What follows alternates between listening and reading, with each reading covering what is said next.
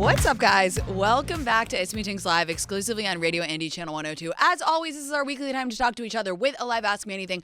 I want to talk to all of you right now, so call me. It's 844-305-ANDY. That's 844-305-2639. Good morning. Happy Wednesday. We're halfway through the week. How's everybody feeling? What an episode of Salt Lake last week. It was fantastic. I have a lot of hot takes. I don't even want to do any preamble. Let's get into it. The Housewives hot takes. You want to do your sound? Steve's alone again. He can't function without Jesse now.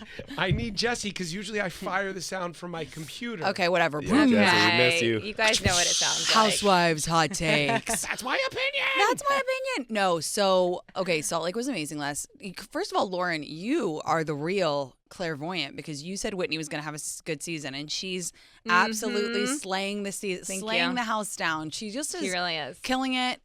It was her season, and I happened to watch what happens after, and she was really good on it too. Yeah. And it's just funny because like it just shows you that authenticity does play. Just being like, but okay, there's a part of me, not to get too philosophical here. Do you think that it's almost as though people feel more comfortable when someone is failing? Because she's open about her financial failures, struggling in her marriage, and she's kind of like, I'm at rock bottom. My take has and will always be with the American public and women in the public eye.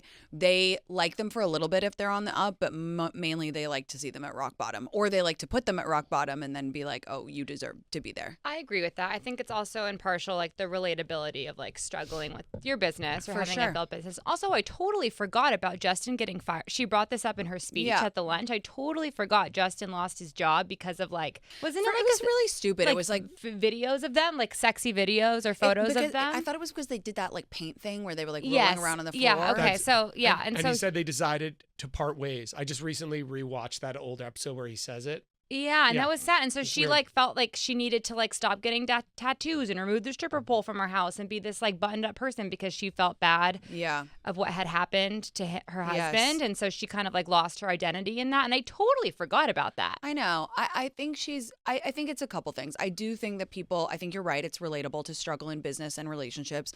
I do think that authenticity does play and honesty does play. I do think it's a little bit of like the American public loves to see a woman struggle. And then I also think that she's just more chilled out. Like she's not being as anal this season about everything. She's not being like stirring the pot Detective Whitney. She was even trying to help facilitate conversation. She was like, "Stop talking, Angie." Right.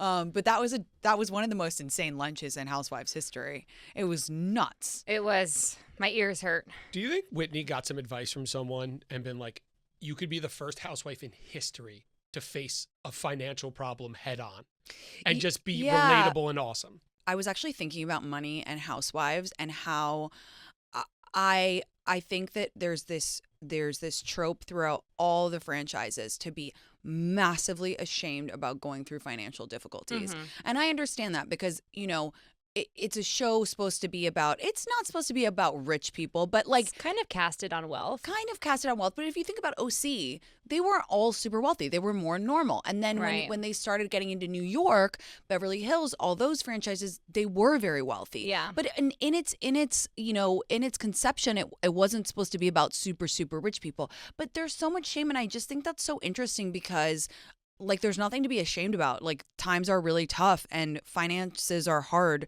and it's like nobody has just come out and said, yeah, we're really struggling financially, it's really difficult. And I think that's super relatable. So maybe she did. I don't know. Something's come over her. She's having a great season, and she was great on Watch What Happens. And I'm kind of like on Team Whitney for this season. It's kind of nice. You said something crazy about Britney earlier. I said I was flipping on Britney because you can't even be angry with her for being a bad mom. I mean, okay, whoa. I take that back. You can, of course, be angry with her for being a bad mom, but she is so like one-dimensional that you can't. I mean, I almost feel bad. It's almost like a child, like, you know. And then there was that part when she said, "I almost like," who'd have said that, Bronwyn? I'm almost liking Britney now. Yeah, and she's like, she just laughed. She's so down bad, you guys. Like her bringing up the Angie's house for sale or like listed, and then when he was calling her and she was like, yeah, he's, you know, Jared's calling me 6 times and texted me 4 times. I mean, I don't know how people live like that. Oh, the best is when she's talking about, she's like, yeah, he doesn't really buy me anything, just like a bag and some clothes and some shoes and like a vacation and like some dinners here and there. Like she just keeps listing everything. I know. And then Bronwyn goes, well, since I'm, been accused of being a gold digger, I've got some tips. I don't know. It was a phenomenal episode of Housewives. Like it was flawless. Did we know Britney was a realtor? No. Okay. All right. Imagine trying to sell your house and you put it in Britney's hands. Yeah, I would rather ask Miso to sell my house. I'm not kidding. Like I would give him a little clipboard and say, you show the people around, because it's just like that's insane. They, by the way, marking that down, Miso the realtor cat. That's a good piece of production right there. Yeah, it was great. It was just so phenomenal. Two people stormed off. That's always great. Credit cards flying. When Angie just started throwing, and the best part when Angie goes, black card. And they're like, that's not a black card. Yeah. No, my favorite was Electra's horse when Mary goes, oh, Electra's horse lost his leg. I know. That clairvoyant was spot on. Yeah. Also, can I just say, easiest job ever to be a Housewives clairvoyant. Watch 2 episodes. You're like, I see that you're having financial trouble. It's like, okay, buddy. There's a through line to clairvoyance in the Real Housewives franchises, and they just know what line of bullshit to add into their job. Yeah. So it's like, if you're in New Jersey, add coffee grinds. For sure. Right? For like sure. read Yes. coffee grinds. Yes. All the Jerseyans will eat that up. Yeah. In Dallas, just put on a big hat. You know? Yes. Like they Yes. love that. A clairvoyant with a big You're hat. having communication issues with your husband. Yeah. Yeah. Done. Spot on. Then this morning, Us Weekly dropped a cover of Salt Lake, the Housewives, and it was a reference to a Vanity Fair cover with Desperate Housewives from back in the day. And it's a beautiful cover. And I have to say, it's, if you like follow the fashion magazines, I think it's a better editorial than we've seen from any of the major fashion mags in ages. So shout out Us Weekly. You guys ate that one down, and the ladies look great. And it's just so good. So fantastic. Where was Angie?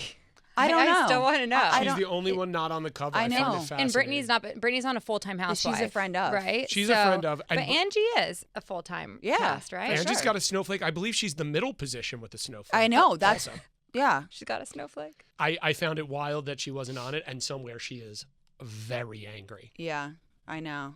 Lisa's really spiraling. Like, Yeah, you can tell she's going through she's- some real shit she's going- in her personal life. Yeah, I'm sorry that I said she had a facelift the other day. I did correct myself, but now I see this clip when she said she has 12 threads in each side. Which, by the way, from everything that all the research I've done, because I want a facelift, you should just get a facelift at that point, because the threads can like pop, Oh God. and they're not permanent because they're, I don't know. Anyway, I can't wait to get a facelift.